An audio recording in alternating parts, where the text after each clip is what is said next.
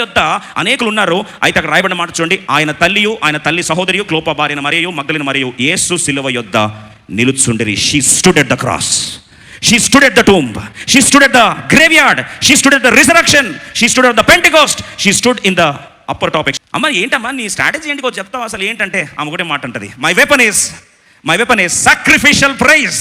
త్యాగపూరితమైన ఆరాధన, గుండె గాయంలో నుంచి వచ్చే ఆరాధనే నిజమైన ఆరాధనని కుండబద్దలు కూడా చెప్పే ఏకైక స్త్రీ ఎవరు ఉన్నారంటే ఎవరండి? ఆమె మరియా. Praise coming from pain.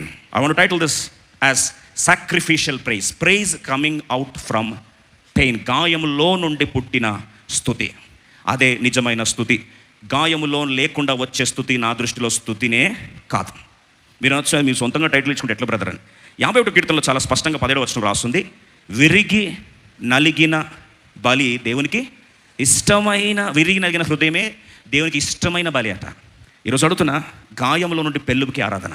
I tell you a sacrificial praise. ఏ పాయింట్లో తీసుకుని ఈ న్యూస్ చెప్పి నువ్వు గర్భవతి అవుతావంటే లూకాసు 1:40 అప్పుడు మరియా ఇట్లా నేను నా ప్రాణము ప్రభువును గణపరుస్తున్నది. మనమైతే అంటే ఏందమ్మా వర్షిప్ వస్తాయి ఈ టైంలో, ఇది ఆరాధించే టైం. నా ప్రాణము యెహోవాను సన్నుతించుము, ఆయన చేసిన ఉపకరణం దేనిని మనం చూస్తే ఏం మనిషిరా నాయన, ఇట్లాంటి షాకింగ్ న్యూస్లు వస్తే I praise the Lord, I magnify his holy name. Maria తెలిసిన వెపన్ ఒకటే, ప్రైజ్ ఇన్ పెయిన్. గాయంలో స్తుతించట, బాధలో స్తుతించట, న్యూస్ అర్థం కావట్లేదా స్తుతించట, భవిష్యత్తు చీకటిగా ఉందా, అన్ఫెమిలియర్గా ఉందా స్తుతించట, రిస్క్ లాగా ఉందా స్తుతించట, గుండె తట్టుకోవడం బాధగా ఉందా స్తుతించట. నేను ఎల్లప్పుడు యెహోవాను సన్నుతించ, నిత్యమైన కీర్తి నా నోట నుండును. ఆరాధన ఆపును, స్తుతించడం